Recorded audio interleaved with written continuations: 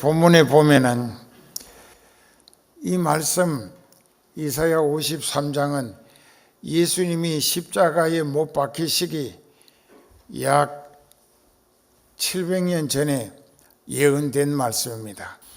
그런데 이 말씀을 하나님께서 이사야 선지를 통하여 미리 선포하고 기록하게 하시면서 하나님께서도 오늘의 교회 다니는 사람들, 나이롱 신자, 외식하는 자, 그리고 양심에 예수님을 모시지 못해서 그저 교회나 예수님을 이용해 먹을 생각만 하는 참 뻔뻔스럽고 염치 없는 교인들에게 예수님이 십자가에 못 박혀 죽임 당하셨다는 이 복음을 전해 듣고 또 믿는다 하면서 진짜 영적인 소망으로 예수님을 알아보고 믿어져서 회개함으로 죄를 용서받고 성령을 선물로 받아서 이제 내 인생은 타락한 인간 내가 아니고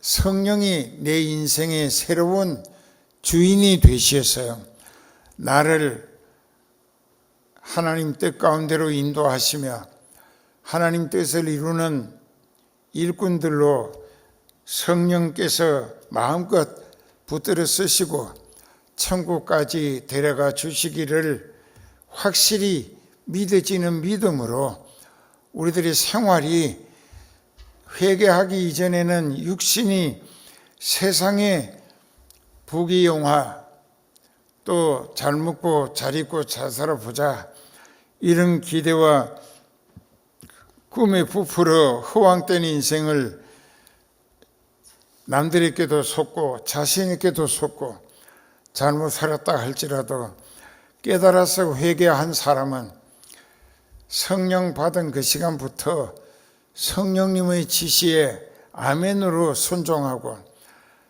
성령님이 하나님의 뜻을 이루어 드리는 일에 함께 협력해서 쓰임받기를 힘쓰는 믿음으로 살 수밖에 없는 것은 지옥 갈 나를 하나님이 자기 아들 하나뿐인 독생자 예수님을 십자가에 못 박히고 죽임 당하게 하셨다. 나 같은 죄인을 지옥길에서 건져내시고 천국으로 돌아가서 하나님 아버지와 부활하신 예수님과 성령으로 더불어 영원히 함께 살게 해 주시기 위하여 그래서 이런 예수님을 세상에 보내시고 그가 십자가에 우리 죄값을 대신 벌받아 죽임 당하시고 사흘 만에 아버지께서 그를 다시 살리시고 이 세상과 하늘나라 천국 갈 길을 열어주셨기 때문에 요한복음 14장 6절에 예수께서 가라사대 내가 곧 길이요 진리요 생명이니 나로 말미암지 않고서는 아버지께로 올 자가 없느니라.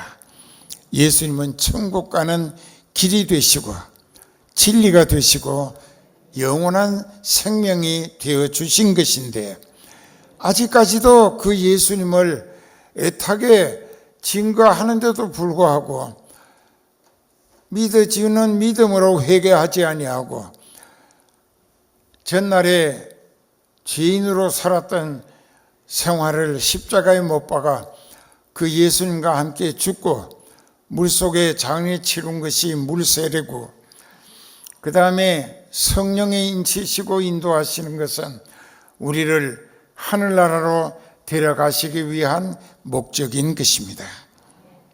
천국 하나님이 계시는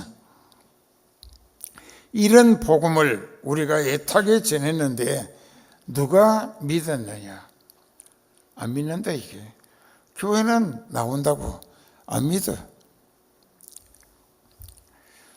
그래서 하나님이 반어법, 우리의 전한 것을 누가 믿었느냐? 여호와의 팔이 네게 나타났느냐? 이 말씀이 영어로 한 센텐스, 한 문장 가운데 전반은 반어법이고 또 그 뒤에 나타나는 것은 확실한 믿음으로 얻어진 구원의 확정을 요구하시는 것입니다. 여호와의 팔이 누구에게 나타났느냐? 여호와의 팔은 구원하시는 만능의 팔인 것입니다. 하나님의 구원하시는 팔, 그 팔이 누구에게 나타났느냐? 이 말씀은 여러분들이 수준이 머리가 둔해가지고 듣기는 들어도 깨닫지 못해서 그런지 몰라도 하나님이 택하신 사람은 초등학교를 하지 않았다 할지라도 성령으로 지혜를 주십니다. 택하신 사람에게 성령의 지혜를 주시어서 성령의 계시와 조명, 체험이나 감동하시는 그것을 인스피레이션이라고 하는데요. 성령의 감동을 통하여 그에게 세상 학문은 전혀 못했을지라도 성령의 계시와 조명으로 감동을 통하여 하나님을 알아보게 하시고 자신이 죄인임을 깨닫게 하시고 그리고 그 아들 예수 그리스도가 희생양으로 내 죄를 십자가에서 대신 벌받아 내 죽음까지 대신 당해 주신 사실을 알게 하시고 믿어지게도 하신다. 이게 그 사람을 성경에서는 복 있는 복 받은 사람이라 그렇게 합니다. 하나님이 성령으로 그렇게 하시는 거예요. 그 예수님의 모습이 2절에서 4절까지는 이제 소극적인 판단을 받습니다. 이것은 타락한 인간들이 예수님을 엉터리로 판단하는 내용들로 기록되어 있습니다. 그는 즉 예수님은 앞으로 약 700년 전에 후에 세상에 태어나실 예수님은 하나님 앞에서 자라날 때의 모습이 아주 연한 손 같고 마른 땅에서 나온 줄기 같아 말라 비틀어져 보인다. 이게 볼품이 없다는 것입니다. 고운 모양도 없고 풍채도 없은즉 우리의 보기에, 여기 우리의 보기에 타락한 인간의 눈으로 볼 때에 고운 모양도 풍채도 흠모할 만한 아름다운 것이 없었다. 그러니까 인간들은 전부 다 타락한, 자기가 죄악에 찌들어서 자기 자신이 엉터리로 살고 있으면서 지옥 가고 있으면서 그런 엉터리 자로 제 보고 저거 틀렸다 어쩌고 하는 것이 얼마나 어리석고 엉터리인가. 그렇습니다. 타락한 인간의 눈으로 보고 생각으로 판단하는 것처럼 엉터리 판단이 어디 있겠는가. 이게 엉망진창이죠. 그래서 그 3절부터 보면은 4절에 소극적인 멸시를 당합니다. 그는 멸시를 받고 사람들에게 실어 버림받으여 즉 외면을 당하고 간고를 많이 겪었으며 간고는 힘드는 어려움입니다. 힘드는 고통을 많이 겪고 질고를 아는 사람이라. 사람들이 질병에 고통 당하는 것을 너무 많이 보아왔기 때문에 아시는 분이라. 마치 사람들에게 얼굴을 가리우고 보지 않음을 받는 자 같아. 이건 완전히 무시와 외면 당한다는 것입니다. 그 다음에 또 말합니다. 우리도 그를 귀히 여기지 아니했다. 여기서 우리라고 하는 거 타락한 인간들입니다. 지옥 문턱으로 끌려 빠져들고 있는 타락한 인간들의 생각에 예수님을 완전히 무시하고 외면했다, 그런 뜻입니다. 그렇기 때문에 하나님은 걱정스레 하시는 말씀이 우리가 전한 이 복음,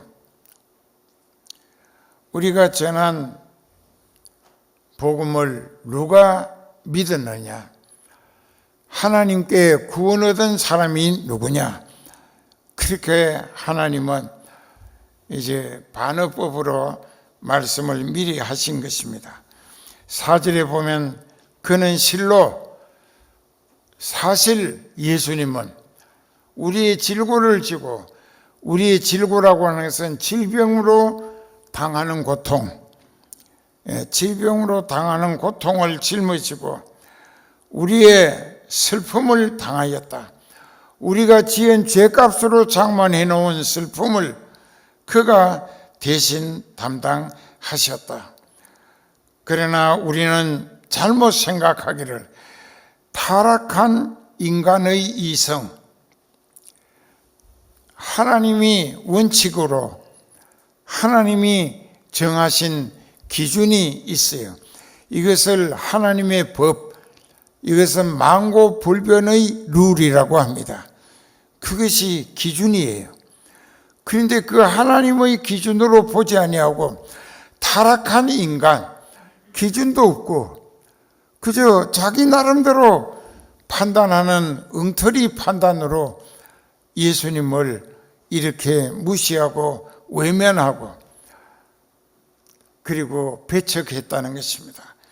그런즉 그런 예수님을 믿고 구원 얻은 자가 몇이나 되겠는가.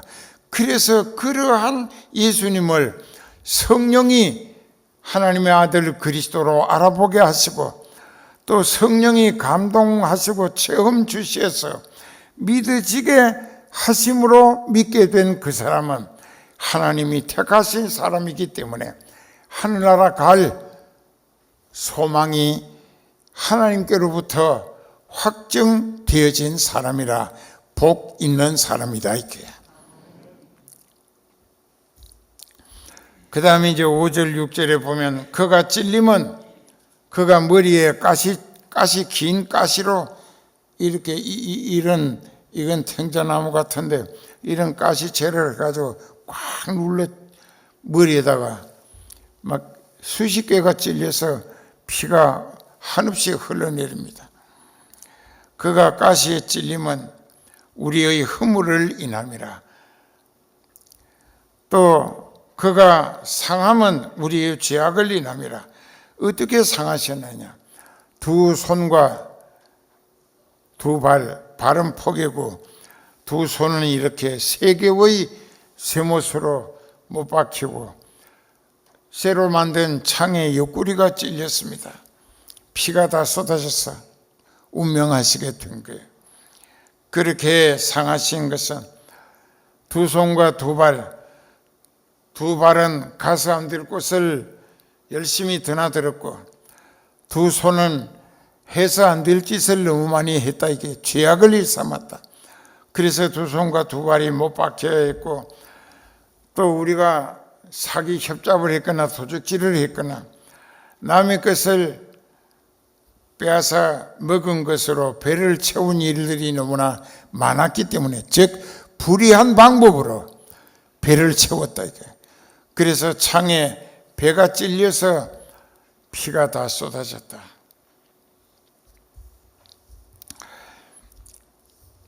그리고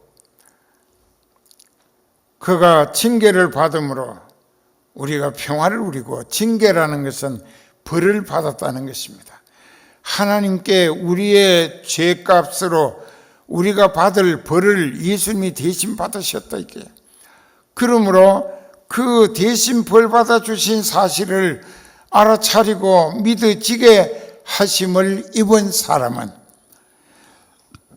믿어지는 사람은 열심히 회개함으로 그 예수님 대속하신 은혜를 믿고 회개해서 죄를 용서받고 하나님하고 화목을 이루게 됐다, 이게.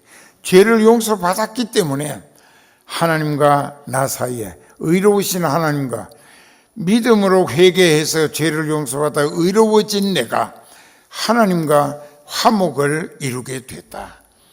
그래서 예수님은 신인 하나님과 사람 사이에 화목을 위한 희생양이 되셨다는 것입니다. 그리고 그가 징계를 받음으로 우리는 하나님과 화목을 누리게 됐고, 그가 채찍에 맞음으로 우리는 온갖 질병에서 나음을 얻게 해 주셨다. 우리 몸의 모든 병을 고침받게 해 주셨다. 이게. 그런데 6절에 보면은 그는 우리 죄를 대신 벌받아 죽임 당하신 것을 아주 확실히 예언하고 있습니다. 우리는 다 양처럼 잘못 행하여 각기 자기 멋대로 살았거늘, 즉 죄만 짓고 살았는데 하나님께서는 우리들의 죄악을 그에게 담당시키셨도다. 예수님이 담당하셨다. 그 예수님이 대속의 희생양으로 세상에 오셔서 하실 일을 이사야 61장 1절부터 이렇게 소개하고 있습니다. 주 여호와의 신이, 즉 성령이 내게 임하셨으니, 예수님께 임하셨으니, 이는 여호와께서 내게 기름을 부으사, 즉 성령을 부어 주시어서 가난한 자에게 아름다운 소식을 전하게 하려 하심이라. 나를 보내사, 즉 예수님을 보내사 마음이 상한 자를 고치시고, 포로된 자에게는 자유를, 갇힌 자에게는 석방을 전파하며, 여호와의 은혜의 해와 우리 하나님의 보살피심의 날을 전파하여 모든 슬픈 자를 위로하되, 무릇 시온에서 슬퍼하는, 즉 교회 다니며 슬퍼하는 자에게 머리에 씌우는 화관을 주어 그 죄를 대신하며 휘락의 기름, 즉 성령의 기름을, 성령을 충만케 하심으로 그 슬픔을 대신하며 찬송의 옷으로 근심을 대신하게 하시고, 그들은 의의 나무 곧 하나님이 심으신 바 그 영광을 나타낼 자라 일컬음을 얻게 하려 하심이니라. 예수님이 오셔서 하나님 아버지께서 이사야 53장 4절, 5절, 6절에 예언하신 그대로 그가 몸으로 당하신 모든 고난과 죽음이 우리의 죄값을 대신 벌받아 주셨기 때문에 그 예수님이 내 죄를 대속하신 분이라고 성령이 알게 하시고 믿어지게 하시고 회개시키실 때에 예수님을 자기의 구주로 믿어져서 철저히 회개하는 사람은 어떤 죄든지 다 용서받고 그 죄값으로 말미암아 만가지 실패와 절망, 또 질병과 고통, 또 죽음과 두려움, 이런 것에서 완전히 벗어나 치료받고 회복되고 구원 얻게 되는, 귀신으로부터도 벗어나게 해 주시는 구원을 얻게 되어 있다라고 예수님이 스스로 자기 자신의 역할을 밝히신 것입니다. 그런데 이제 성경에 보면은 마가복음 9장 17절부터 한번 보실까요? 마가복음 9장 17절부터 보면은 무리 중에 하나가 대답하되, 선생님, 벙어리 귀신 들린 내 아들을 선생님께 데려왔나이다. 귀신이 어디서든지 저를 잡으면 거꾸러져 거품을 흘리며 이를 갈며 그리고 파리하여 가는지라.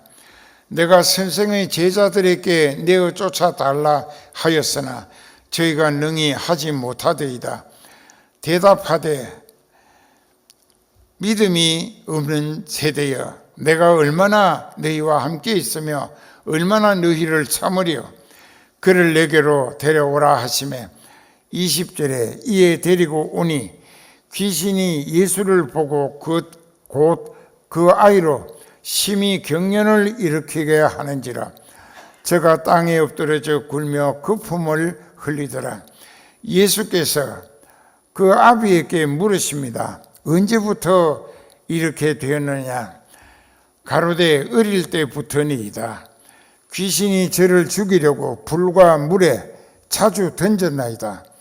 그러나 이거 잘 들으세요. 22절 그러나 무엇을 하실 수 있거든 우리를 불쌍히 여기사 도와주옵소서.